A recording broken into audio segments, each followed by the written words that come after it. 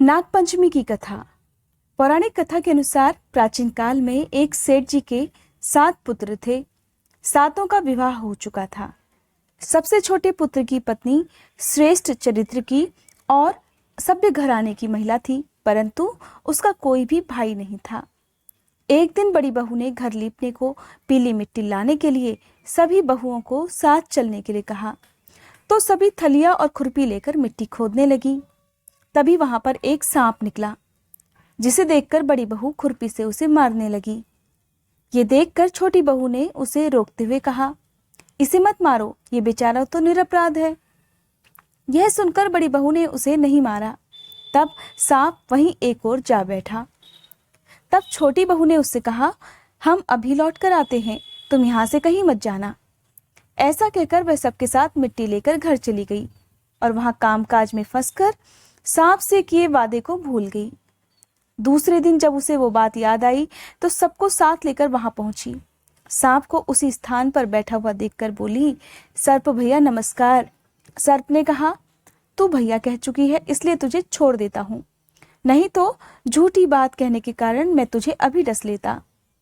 तब वह बोली, भैया मुझसे भूल हो गई, उसके लिए मैं आपसे क्षमा मांगती हूँ। तब सांप बोला, अच्छा तू आज से मेरी बहन हुई और मैं तेरा भाई हुआ, तुझे जो भी मांगना है वो मांग ले। तब छोटी बहू बोली, भैया मेरा कोई नहीं है, अच्छा हुआ जो तू मेरा भाई बन गया। इस प्रकार कुछ दिन बीतने पर वह सांप मनुष्य का रूप धारण कर उसके घर आया और कहने लगा, मेरी बहन को भेज दो। तब सबने कहा, इसके तो कोई भाई नहीं था। तब वह बोला, मैं दूर के रिश्ते में इसका भाई लगता हूँ, बचपन में ही बाहर चला गया था। और इस प्रकार उसके विश्वास दिलाने पर ही घर के लोगों ने छोटी बहू को उसके साथ भेज दिया। रास्ते में उसने बताया, मैं वही सांप हूँ, इसलिए तू डरना मत, और जहां भी चलने में तुम्हें कठिनाई हो वहां मेरी पूंछ पकड़ लेना। और फिर छोटी बहू ने सांप के कहे अनुसार वैसा ही किया। इस प्रकार वह उसके घर पहुंच गई। वहां के धन ऐश्वर्य को देखकर वो हैरान रह गई। इस तरह सांप बने भाई ने अपनी बहन की खूब आवभगत की। एक दिन सांप की माँ ने उससे कहा, मैं एक काम से बाहर जा रही हूँ, तू एक काम करना, अपने भाई को ठंडा दूध पिला देना। लेकिन छोटी बहू को ये बात ध्यान ही नहीं रही और उसने गलती से उसे गर्म दूध पिला दिया, जिससे उसका मुंह बुरी तरह जल गया। ये देखकर सांप की माँ बहुत क्रोधित हुई, परंतु सांप के समझाने पर वह शांत हो गई। तब सांप ने कहा, बहन को अब उसके घर भेज देना चाहिए। तब सांप और उसके पिता ने उसे बहुत सारा सोना, चांदी, जवाहरात, वस्त्र, आभूषण देकर उसके घर पहुंचा दिया। छोटी बहू को ढेर सारा धन और आभूषण लाया हुआ देखकर बड़ी बहू उससे ईर्ष्या करने लगी और कहने लगी, तेरा भाई तो बड़ा धनवान है, तुझे तो उससे और भी अधिक धन लाना चाहिए था। जब सांप ने ये वचन सुने तो उसने सोने की सभी वस्तुएं लाकर अपनी बहन को दे दी। इतना सब कुछ देखकर बड़ी बहू फिर से कहने लगी, सोने की चीजों को साफ करने के लिए, इन्हें झाड़ने के लिए झाड़ू भी तो सोने की होनी चाहिए। सांप ने ये बात भी सुन ली और तब उसने अपनी बहन को सोने की झाड़ू लाकर दे दी। इस प्रकार सांप ने छोटी बहू को हीरे मणियों का एक अद्भुत हार भी दिया।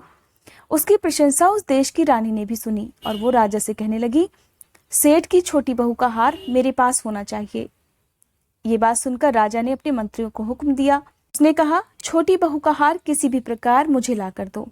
और मंत्री अपने राजा का हुक्म मानकर सेठ जी से जाकर कहने लगे, महारानी जी छोटी बहू का हार पहनेंगी, उनसे लेकर हमें वो हार दे दो। सेठ जी ने डर के कारण छोटी बहू से हार मांगकर राजा के मंत्रियों को दे दिया। छोटी बहू को ये बात बहुत बुरी लगी। उसने अपने सर्प भाई को याद किया और आने पर प्रार्थना करने लगी। कहने लगी, भैया रानी ने मेरा हार छीन लिया है, तुम कुछ ऐसा करो कि जब वो हार उसके गले में रहे तब तक के लिए वो सांप बन जाए, और जब वो हार मुझे लौटा दे तो हीरे और मणियों का हो जाए। सांप ने ठीक वैसा ही किया जैसा उसकी बहन ने कहा। जैसे ही हार रानी ने पहना वैसे ही वो सांप बन गया। ये देखकर रानी चीख पड़ी और रोने लगी। ये सब देखकर राजा ने सेठ के पास खबर भेजी कि छोटी बहू को तुरंत भेजो। अब सेठ जी डर गए कि राजा ना जाने क्या करेगा। वे खुद छोटी बहू को साथ लेकर राजा के सामने उपस्थित हुए। राजा ने छोटी बहू से पूछा, तूने क्या जादू किया है, मैं तुझे दंड दूंगा।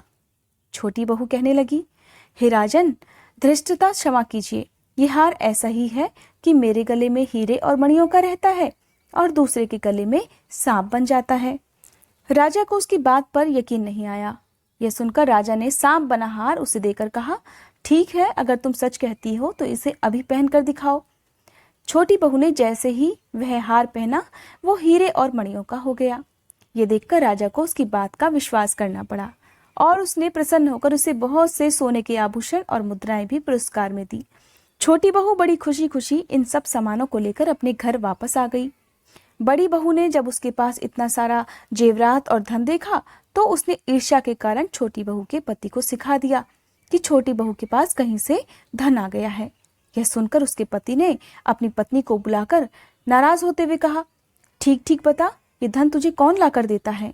पति के मुंह से ऐसा सुनकर परेशान होकर बहन अपने भाई को याद करने लगी और उसी समय सांप ने प्रकट होकर उसके पति से कहा, अगर तू मेरी बहन के आचरण पर संदेह करेगा तो मैं तुझे डस लूंगा।